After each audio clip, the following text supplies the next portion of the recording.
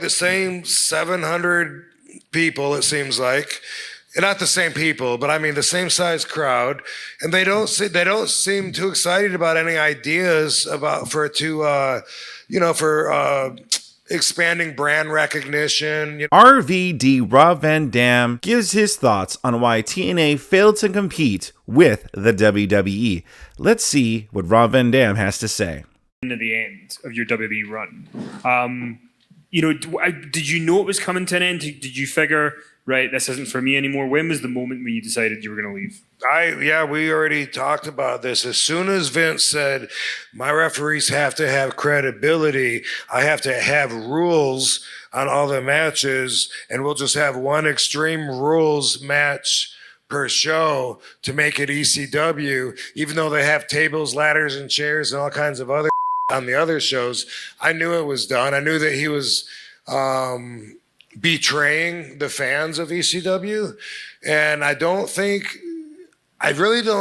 know for sure, but I don't really believe that he thought he was going to be able to create a whole new market of ECW fans. He might have believed that. I mean, the guy has, he does have an ego. And there was a point when I was talking to him like early on about doing the ECW pay-per-view, and I was saying something about one of his ideas that I didn't like or something, and he was like, "Oh, Rob, nobody remembers the old ECW." Oh my God. Yeah, I said, why do you think that people are chanting EC Dub in every building every night? And he actually said this. He said, we trained them to do that with the DVD.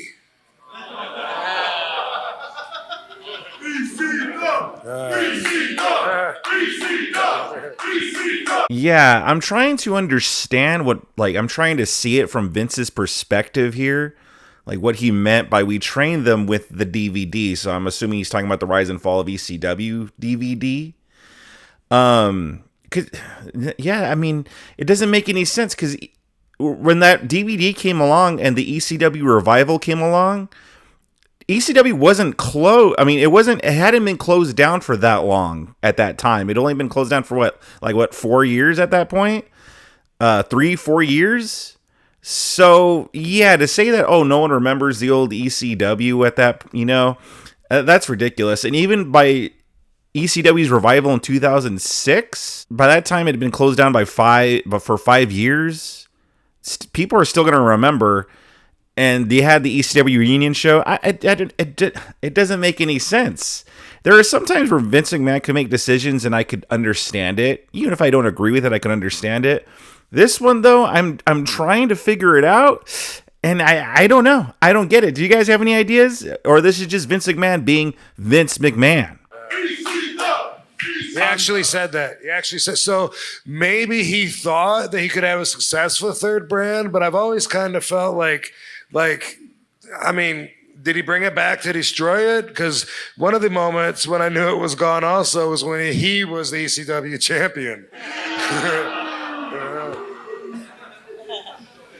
The do-rag. I was suspicious. I was very suspicious of his intentions at that point. You got it. The only thing I could think of is that, he wanted a third brand without having to rebuild name recognition. Like ECW already had a name value there, which again, it goes against his whole, no one remembers the old ECW. Well, if no one remembers it, then why use the brand name to build a third brand off of?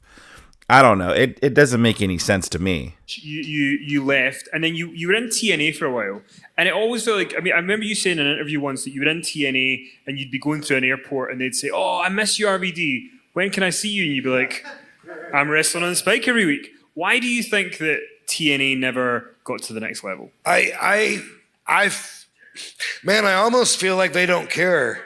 And I don't know if that's true, but I wrestled for them from 2010 to 2012, and I wrestled again for them 2019, 2020. Is that right? They always draw the same 700 people, it seems like. not the same people, but I mean the same size crowd, and they don't seem too excited about any ideas about for expanding brand recognition, things like that. They don't. I tried the first time I tried working with them about different ideas about putting their brand on different products and stuff, but I think that they're comfortable. I really do, because the whole time I was there, the first time, wrestlers would tell me, outside wrestlers, hey, I don't know if you know the news, but they're not going to be around much longer. I don't want you to be surprised. Your employer's not going to be around much longer. And then months later, we're still there. They'd say, oh, you know what? It's real now. Like, I'm reading all over the internet. TNA is not going to last. So you better. I just wanted to warn you. You better be ready. And they never skipped a beat. They just keep going. I feel like they're funded somehow. And that they're just comfortable in their own little bubble, in their own world. Yeah. Kind of the same thing that Eric Bischoff said. It's similar. Eric Bischoff said it didn't seem like they had any interest in they had no direction, and they really had no interest in growing bigger than they were. But it's funny though even wrestlers are telling them like, oh yeah, TNA is going to be closing soon, just letting you know, which is what everyone was saying, like, or pretty much like through the 2010s. There was all these predictions that TNA is going to die. TNA is closing to die. Oh, WWE is going to buy TNA. Remember, that was a big rumor at one point. Never happened, and TNA is still around. It's crazy to me. I mean, I guess maybe that comfortability that, they found their little niche, they found their little bubble, and they're just happy to stick to it. And maybe growing outside bigger, that's there's no need for that. There's no need for it. And in fact, it might even hurt them if they try. I mean, even during the Bischoff Hogan era of TNA, when they tried to do bigger arenas and they tried to go up against Raw, when they were a little bit more ambitious, it kind of backfired on them. Like, for a while they were doing really solid in the ratings. Like they would consistently get 1.0 ratings. I remember like TNA Impact would get like 1.0, maybe 1.1 sometimes. Sometimes it might drop to a 0.9. But it was always like 1.0 for like years. And then when Bischoff and Hogan tried to kind of expand a little bit, they started to drop in the ratings, because that's when they were going up against freaking Raw. So, yeah, that kind of hurt them a little bit. So, yeah, I guess maybe they're just like, we're good. We got our own little thing going. People want to watch, cool. If they don't, it's fine. We have our dedicated fan base of fans that are going to watch us no matter what. Which, I mean, it's not entirely a bad thing. When you have your dedicated fan base that are going to watch you no matter what, I mean, that's a pretty solid foundation right there. So it's not entirely a bad thing. What do you guys think about that? Sound off in the comment section below.